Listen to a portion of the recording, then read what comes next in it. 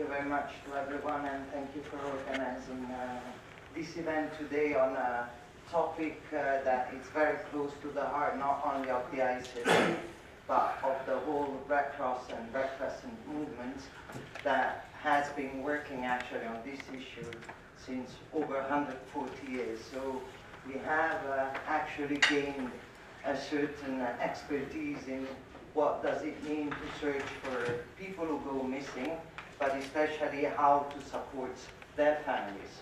I think I have prepared actually a paper, but I'm not going to follow it because I think all the interventions today have been highlighted the little pieces of what it means to be able to support in this humanitarian effort a family that has someone who went missing.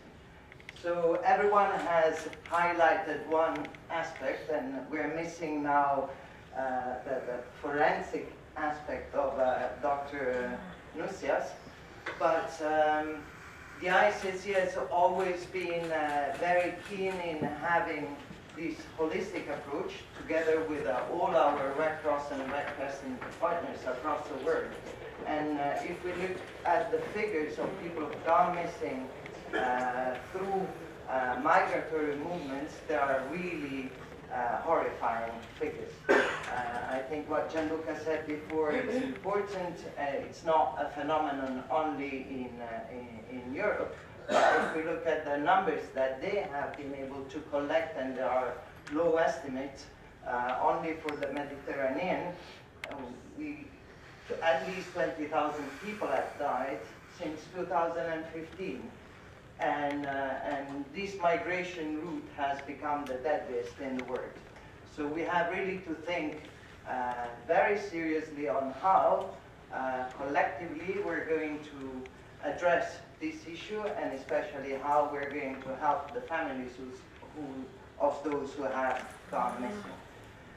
The ICC has been trying to develop very specifically related to the migration, a policy paper with priorities and recommendations, mainly for states. States have a responsibility around this humanitarian concern, and they have also to take actions.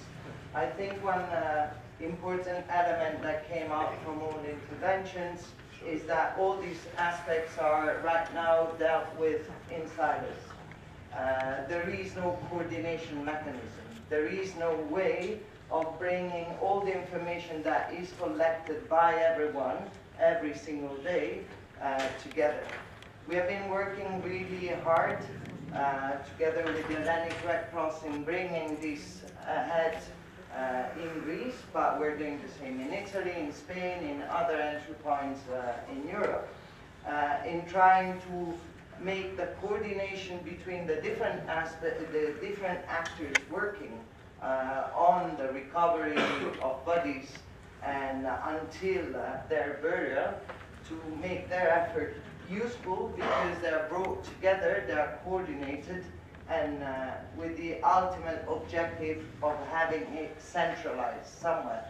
Without centralization of information, all the efforts of individuals or individual organizations or even state institutions is going to be not useless, but certainly is not going to be as valuable as by bringing everything together, because the ultimate goal is to have positive identifications of bodies that can finally bring peace to families that have been looking for their missing relatives. Migration brings a very, very complex element that is that people are not in the same place. The person that goes missing is often in a country that is different from the family that is looking for him.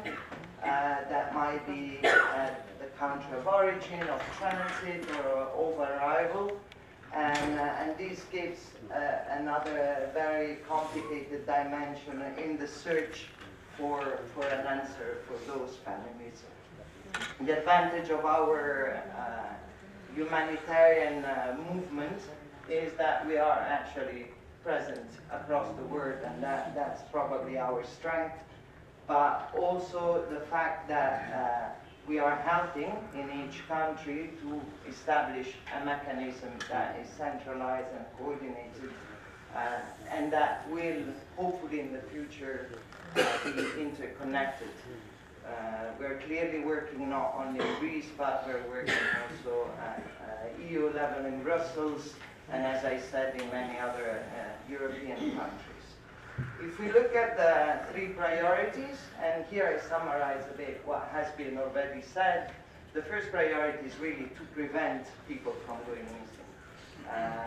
Prevent it by creating new legal pathways for migration, preventing it by respecting the principle of non-refoulement at borders,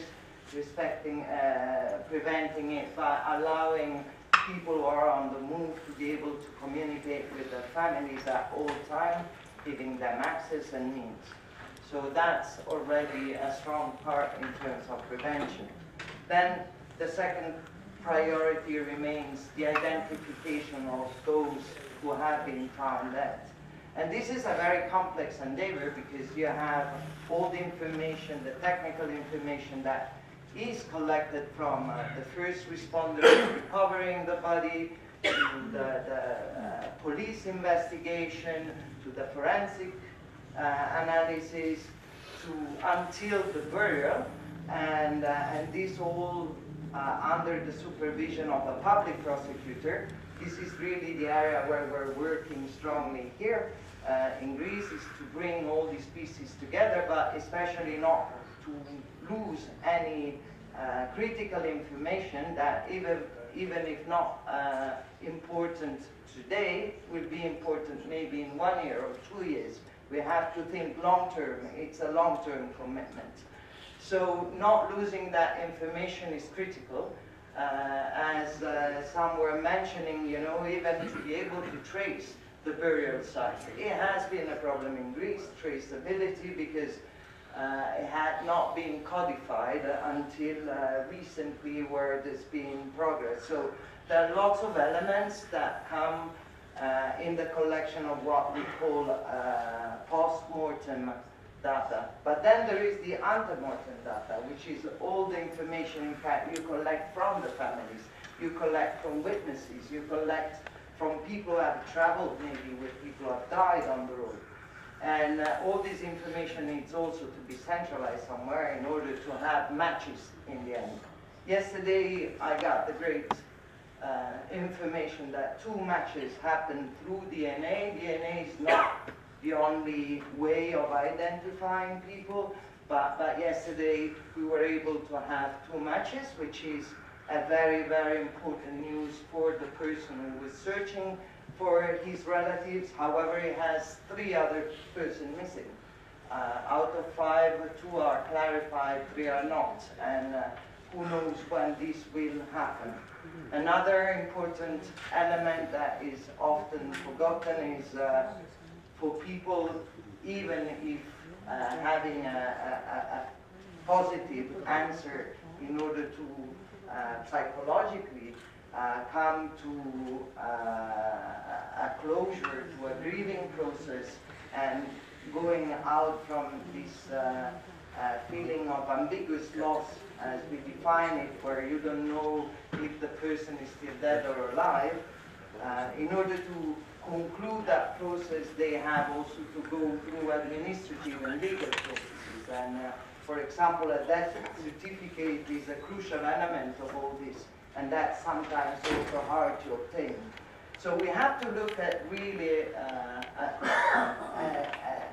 a large number of little aspects and details that are all part of the same problem or the same challenge, and bring all this together under a centralized, under a body that can really centralize the collective information and the sharing of this information in order for everyone's work to be finally effective, and to be effective for those families that often have no voice, that are not in the country where the investigation is ongoing. They don't know how to approach the authorities. They need a clear entry point to receive all the information that is necessary, and without that, they will remain in this limbo, looking for someone that will help them. It could be any organization, it could be a foreign state that is willing to give them a helping hand, but at the end of the day, their search will always be even more complicated than it should be. So our appeal is always towards keeping in mind that this is a purely humanitarian file. Some have a tendency to approach the missing file from a more from a justice accountability perspective. We really look at it from a purely humanitarian perspective and really coming from the need of families that are looking for their beloved ones and have no means to trace them and to reach a closure. And again, this is really about, as someone said, it's not about numbers. It's about people, it's about names, it's about graves having, again, not an identified like I've seen before, but having a name, and a family was able to grieve properly on this grave, whether it's through Google Maps or physically, and be able to close their own anguish and the ambiguous loss they have been living through. Thank you so much.